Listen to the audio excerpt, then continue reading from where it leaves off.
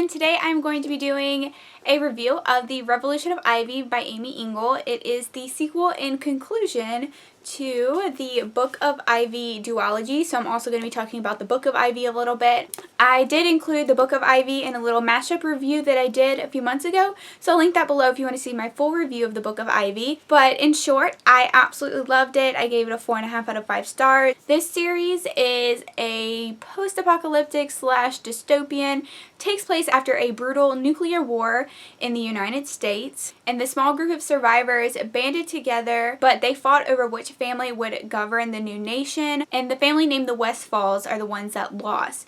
This story takes place 50 years later. There's peace and control now in this society, and in order to keep this peace, they have a ritual of marrying off the daughters from the losing side, the Westfalls, to sons of the winning side. And our main character is Ivy, and now it's her turn to marry a boy from the winning side, but she has a secret, and it's actually her mission to kill him. Her father has raised her and trained her whole life to kill him, and they've always known that the guy that she was going to marry is the president's son, so her father wants her to kill him so that the losing side, the Westfalls, can return to power. Of course, everything is not that easy. Ivy ends up marrying Bishop, who is the president's son, and of course things start to change, and she starts to question her belief in her father, her alliance to her father, and if she really believes in this cause of killing the president's son so that her family can return to power. I thought it was such a great dystopian story.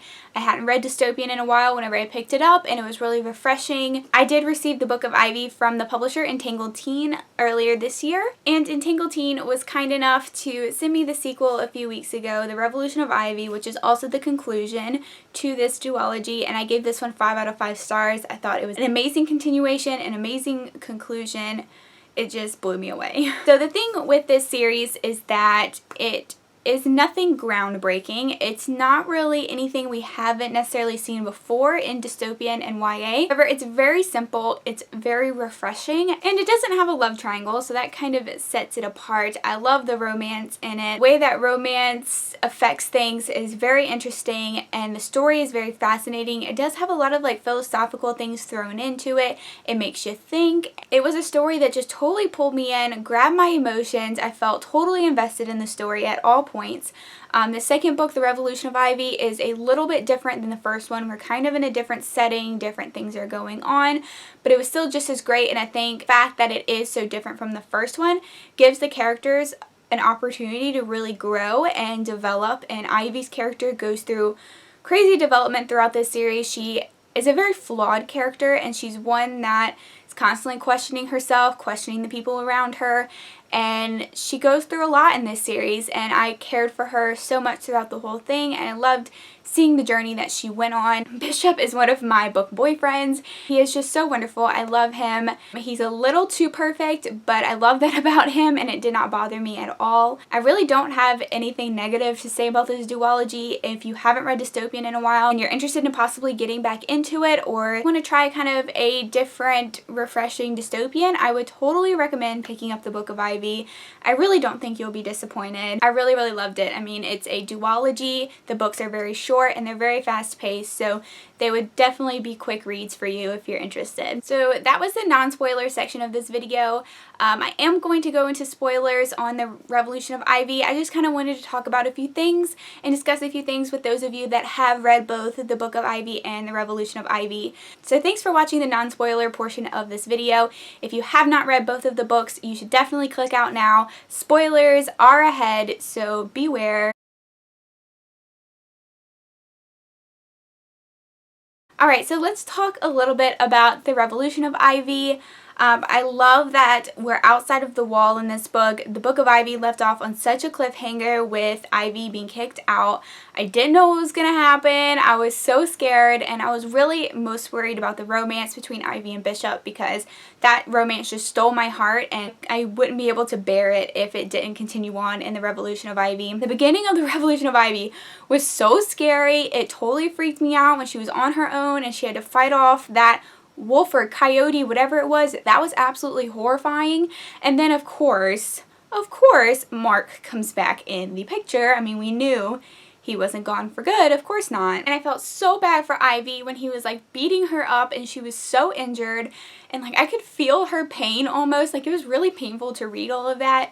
And I was just like, please just kill him. But of course she didn't, because, you know, she's Ivy and she couldn't kill him. But we meet up with the new characters, and I really ended up liking them a lot. I think from the beginning when we meet them, I knew that they were going to be good, and I didn't really distrust them because Ash was so nice from the get-go. I just knew by the way she treated Ivy, and I knew that Ivy was going to be okay with these people. Even though Caleb was a little unsure, I knew they were probably going to be fine, but I really didn't know where the story was going to go from there. I was pretty sure Bishop was going to come back, and he did.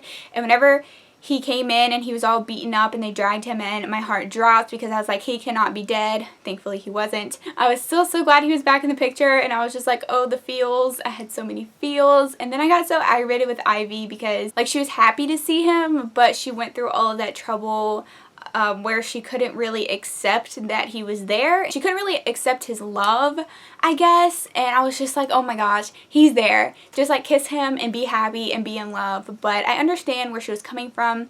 She had to basically pretend that he died whenever she was put out of the walls. Put him out of her heart and just forget about him, because if she didn't, she would be miserable and probably wouldn't survive. So I totally get that. So it was kind of a shock to her that he came after her.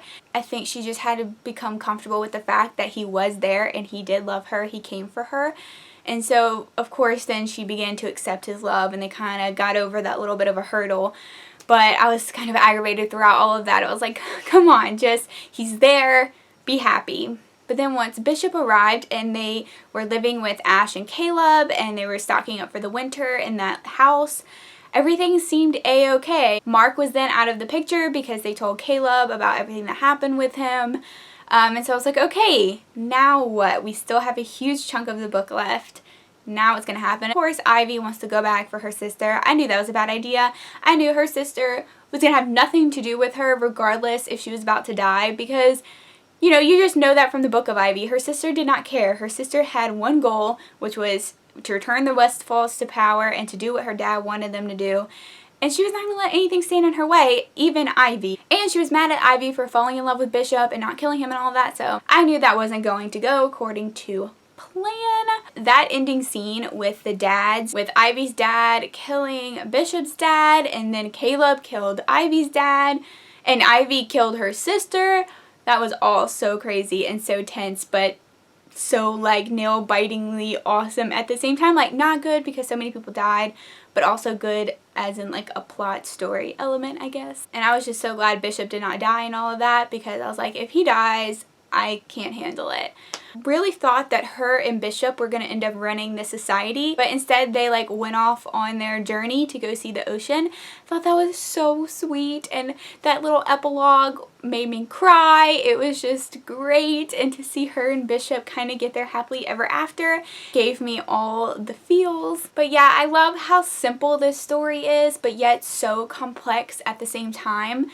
There are so many character dynamics that go on, so many crazy plot elements, but it's also very simple at the same time, and it's just a beautiful story, I think, and I loved it, and I could just gush about it all the time. I just want to tell everyone to read it. I love how we do get some like downtime between Ivy and Bishop for their relationship to kind of mend itself, and for them to kind of come back to each other, and for them to kind of learn to love each other again. It was just so cute and so sweet. They just had such a strong bond and such a strong relationship, and I totally believed in it and totally fell for it. My favorite parts of the books were just when Ivy and Bishop were alone and the conversations that they had.